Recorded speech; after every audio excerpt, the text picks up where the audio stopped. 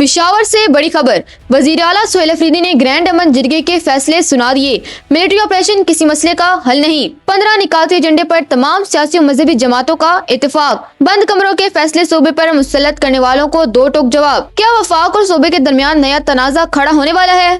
जानिए इस रिपोर्ट में। नाज़रीन, खैबर पख्तूनख्वा असम्बली में तमाम सियासी और मजहबी जमातों और हर मकतबा फिक्र के नुमाइंदों पर मुश्तमिल एक तारीखी ग्रैंड अमन जिरगा मुनक़िद हुआ है। वज़ीर आला सोहेल अफरीदी ने सूबाई काबीना के इजलास में जिरगी के मुतफ़िक़ा फैसलों से आगाह करते हुए वाज़ेह किया है कि अब सूबे की किस्मत के फैसले बंद कमरों में नहीं होंगे। वज़ीर आला सोहेल अफरीदी का कहना था कि जिरगे ने मुतफ़िक़ा तौर पर 15 निकाती एजेंडे की मंजूरी दे दी है, जिसमें सबसे अहम नुकता यह है कि मिलिट्री ऑपरेशन किसी भी मसले का हल नहीं है। उन्होंने कहा कि खैबर पख्तूनख्वा हुकूमत का भी यही वाज़ेह मौक़िफ़ है कि ताकत का इस्तेमाल मसाइल को मजीद उलझाता है। सूबाई काबीना से खिताब में वज़ीर आला ने खबरदार किया कि अगर बंद कमरों में किए गए फैसले सूबे पे मुसल्लत किए गए तो तमाम स्टेक होल्डर्स में शदीद तशवीश पैदा होगी। उनका कहना था कि कोई एक फर्द या इदारा जोर जबरदस्ती खैबर पख्तूनख्वा पर अपनी मर्जी मुसल्लत नहीं कर सकता और ऐसी कोशिशों के नताइज वो नहीं होंगे जो फैसला करने वाले चाहते हैं। वज़ीर आला ने जोर देकर कहा कि अमन सिर्फ खैबर पख्तूनख्वा ही नहीं बल्कि पूरे पाकिस्तान की मुश्तरका जरूरत है।